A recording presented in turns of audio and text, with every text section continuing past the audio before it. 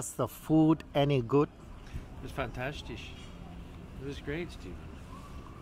I feel, how do you say, corporeal?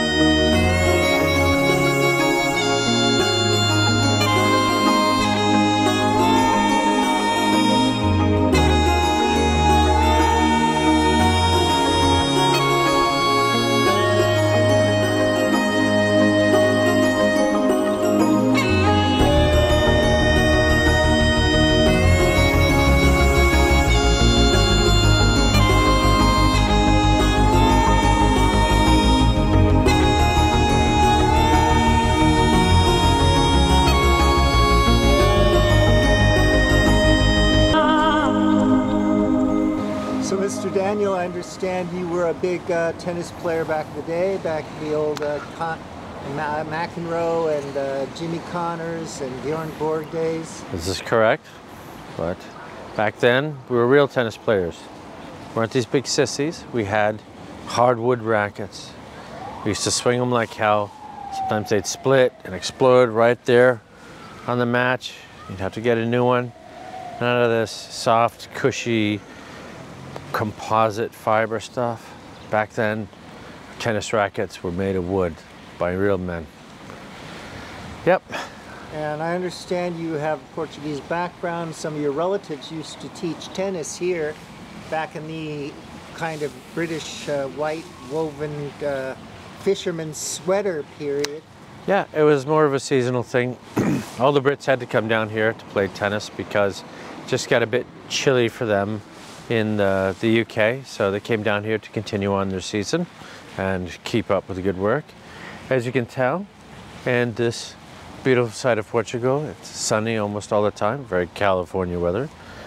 And it was also a great place for making sure that they ate right and they slept right. This area tends to lean itself towards a more comfortable, relaxed atmosphere. Quite proud of it. Did you have any problems with the wooden tennis rackets back then, besides the fact that they didn't blow up, or they did blow up? Splinters, Stephen. Splinters. You couldn't wrap those handles hard enough with anything amount of rubber. Eventually, with your big macho pressing hands, you would torsion rip and they would get splinters in your hands. You'd be covered in them. It was like you were masturbating with a jigsaw covered in soot. It was awful. But we loved it, we enjoyed it. We knew that what we were doing was butch because it was like swinging an axe. That tennis racket had all the weight and heft of Paul Bunyan's axe. So, you know, felt pretty good about it. The only issue we had was the uniforms. The uniforms were not butch, Steve. They were very bad.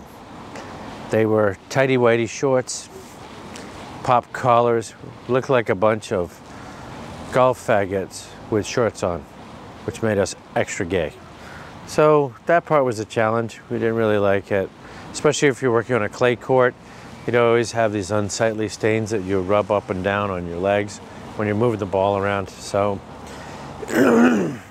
plus and minus, you had the macho-ness of the wooden racket and he had the effeminacy of the uniform.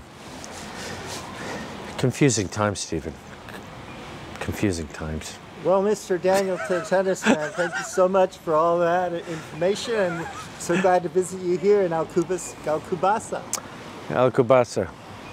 Come for the food, stay for the tennis.